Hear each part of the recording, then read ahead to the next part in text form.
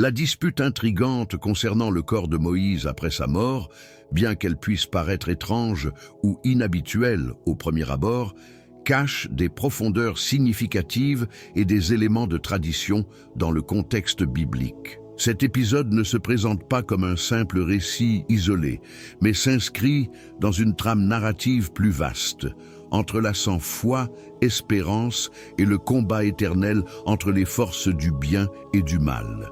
Moïse, sans conteste, demeure l'une des figures les plus emblématiques et influentes de l'histoire scripturaire. Sa vie, marquée par des événements extraordinaires, depuis son sauvetage des eaux du Nil jusqu'à la réception des tables de la loi sur le mont Sinaï, témoigne de son rôle central. Il a guidé les Israélites hors de l'oppression égyptienne, les menant à travers le désert jusqu'à l'orée de la terre promise, accomplissant ainsi les promesses divines de libération et de rédemption. Pourtant, sa mort ouvre une dimension nouvelle à cette vie déjà riche de sens, notamment à travers la mystérieuse controverse sur son corps. Le récit biblique relatif à cette dispute entre l'archange Michel et Satan est mentionné brièvement dans l'épître de Jude au verset 9 du Nouveau Testament.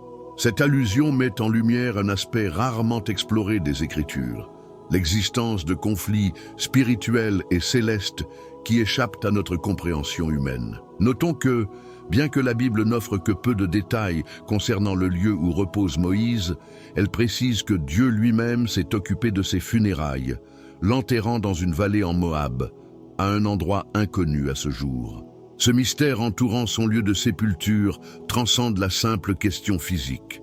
Il explore des thèmes comme l'autorité céleste, la confrontation entre le bien et le mal, et la souveraineté divine sur la vie et la mort. L'épisode invite à méditer sur la continuité de l'impact spirituel et moral de Moïse, même après sa disparition.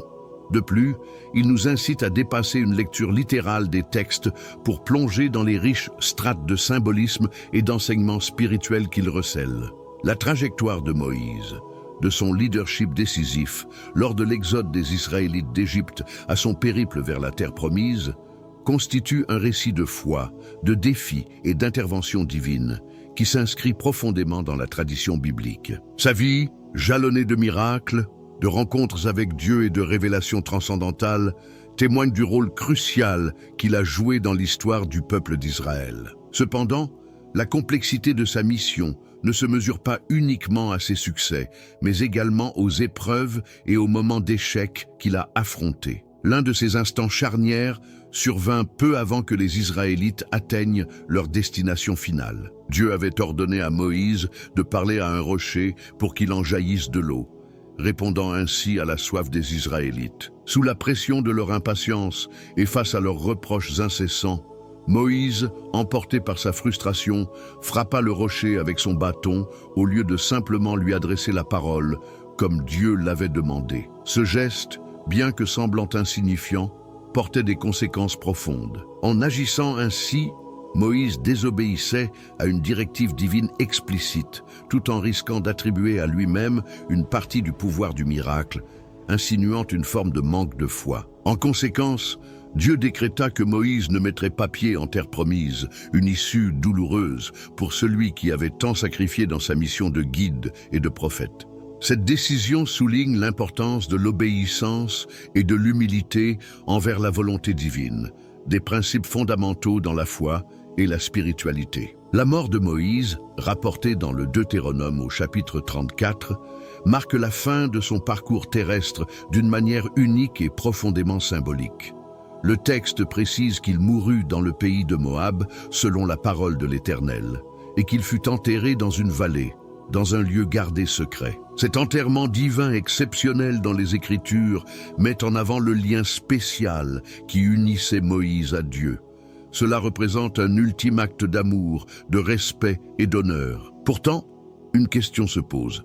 Pourquoi Dieu a-t-il choisi de garder secret l'emplacement de la sépulture de Moïse? Cette dissimulation intentionnelle alimente la réflexion sur les plans divins, souvent incompréhensibles pour les mortels. Elle nous invite à méditer sur les mystères célestes et les luttes spirituelles qui se déroulent au-delà de notre vue. La querelle entre Michel et Satan pour le corps de Moïse illustre l'importance du pouvoir divin face aux forces du mal. Michel, reconnu comme un chef puissant parmi les anges, se tient face à Satan avec autorité, invoquant cependant le nom de Dieu pour le réprimander. Ce choix témoigne de son humilité et souligne la suprématie du pouvoir divin sur toutes les puissances, célestes ou terrestres. Quant aux motivations de Satan, elles ouvrent la porte à diverses interprétations. Une hypothèse possible est qu'il souhaitait empêcher un plan divin impliquant la résurrection ou l'assomption de Moïse.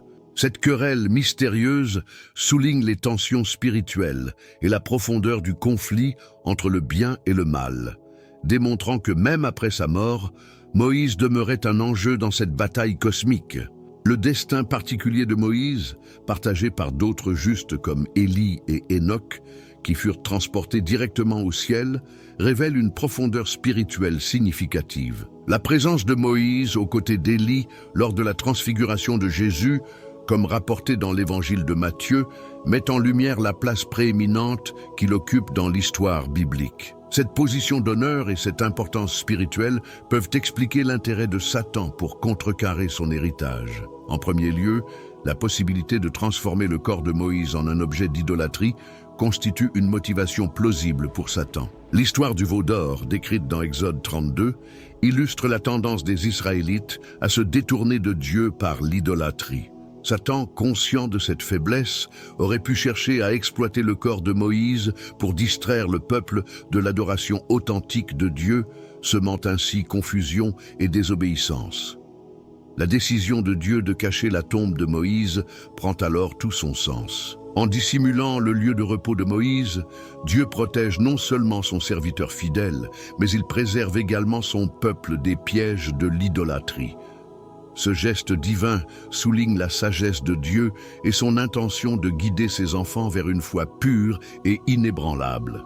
De cette manière, il empêche l'émergence de pratiques qui pourraient éloigner les Israélites de sa présence. Une autre raison possible pour expliquer l'intérêt de Satan envers le corps de Moïse réside dans son rôle d'accusateur, tel qu'il est décrit dans l'Apocalypse 12:10. Satan utilise les péchés et les erreurs passées de Moïse, comme le meurtre d'un Égyptien, la destruction des tables de la loi ou l'acte de frapper le rocher au lieu de lui parler, comme base pour ses accusations. Ces péchés sont exploités par Satan dans une tentative de remettre en question la justice divine et de s'opposer au plan de salut de Dieu.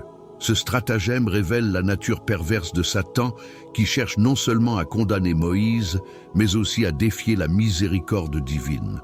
En ciblant un serviteur aussi fidèle que Moïse, il tente de semer le doute sur la puissance de Dieu et sur sa capacité à racheter ses élus. Par cette attaque, Satan espère également discréditer l'œuvre divine, mettant en avant les imperfections humaines comme obstacle au dessein céleste. Cependant, le récit de cette confrontation céleste nous rappelle que la souveraineté de Dieu surpasse toute tentative de Satan pour contrecarrer son plan. La victoire appartient à Dieu et ses projets se réalisent malgré les oppositions spirituelles. La protection divine sur le corps de Moïse reflète également un amour inébranlable et une fidélité sans faille. Malgré ses erreurs, Moïse est honoré par Dieu et sa mémoire est protégée des influences néfastes. Ce récit met en évidence la grâce de Dieu, qui transcende les fautes humaines, assurant que ses élus demeurent sous sa garde.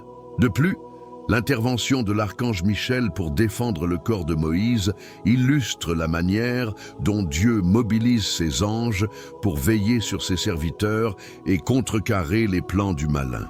L'attitude de Michel, invoquant le nom de Dieu pour réprimander Satan, montre que même les puissances célestes reconnaissent l'autorité suprême de Dieu. En somme, cette histoire nous enseigne plusieurs leçons fondamentales. Tout d'abord, elle rappelle l'importance d'une adoration pure et exclusive envers Dieu. Les dangers de l'idolâtrie, fréquemment soulignés dans les Écritures, mettent en garde contre l'élévation d'objets ou de figures humaines au-dessus de leur juste place. Ensuite, elle témoigne de la grâce infinie de Dieu, qui couvre nos imperfections et assure notre rédemption. Enfin, elle met en lumière l'importance de la résistance spirituelle face aux attaques du malin. L'exemple de Michel nous montre que la victoire sur le mal est obtenue non par nos propres forces, mais par l'autorité de Dieu. En Jacques 4,7, il est dit « Soumettez-vous donc à Dieu, résistez au diable, et il fuira loin de vous. » Ce passage nous rappelle que la soumission à Dieu, à travers la foi en Jésus-Christ, nous donne la force de repousser les tentations et les ruses de Satan.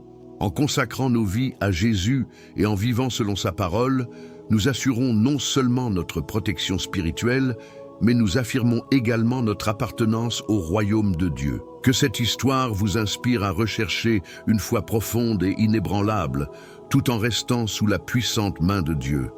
Que le Seigneur vous guide et vous protège. Amen.